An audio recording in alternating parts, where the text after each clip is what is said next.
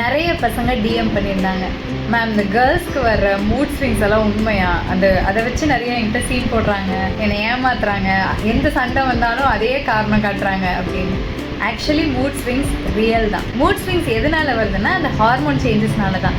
அந்த மூட் ஸ்விங்ஸ்னால் எப்படி இருக்கும், அதில் அவங்களுக்கு சோகமாக இருக்கும், அழுக வரும். அதாவது ஒரு சின்ன கவலையாக இருந்தால் கூட அது ஒரு 4-5 மடங்கு அதிகமாக தெரியும். ஒரு சோகமாக இருக்க வேண்டிய இடத்துல அழுகவே ஆரம்பிச்சிருவாங்க. சின்ன சண்டை கூட பயங்கரமாக ரியாக்ட் பண்ணுவாங்க.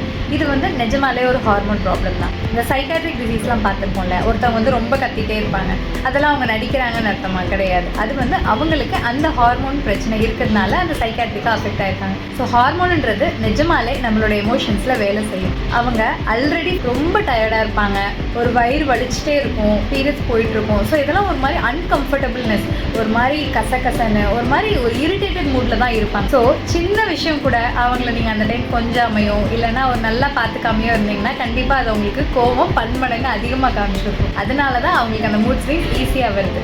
இதுக்கு நீங்கள் என்ன ஹெல்ப் பண்ணலான்னா, அவங்கக்கிட்ட அந்த டைமில் கோவப்படாதீங்க. அந்த 3 நாள் அவங்கள ரொம்ப சந்தோஷமாக வச்சுக்கோங்க.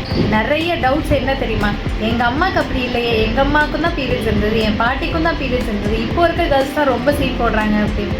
ஆக்சுவலி என்னென்னா, அந்த காலத்தில் பீரியட்ஸில் நிறைய ப்ராப்ளம் இருந்தது கிடையாது. ஃபுட் ஹேபிட்ஸ், நம்ம என்வாயன்மெண்ட்டு, பொல்யூஷன், அதனால அந்த ப்ராப்ளம் இருந்தது கிடையாது. பட் இப்போ இருக்க கேர்ள்ஸ் நிறைய பேருக்கு ப்ராப்ளம்ஸ் தான் ஃபேஸ் பண்ணுறாங்க பீரியட்ஸில். ஒன்று ஜாஸ்தி போகுது, இல்லை கம்மியாக போகுது, இல்லை பெயின் ரொம்ப ஜாஸ்தி இருக்குது. ஸோ இந்த மாதிரி விஷயத்தோடு அவங்களுக்கு சேர்ந்து ஹார்மோன் இம்பேலன்ஸும் ஜாஸ்தியாகுது. ஸோ கண்டிப்பாக கவனமாக பார்த்துக்கோங்க.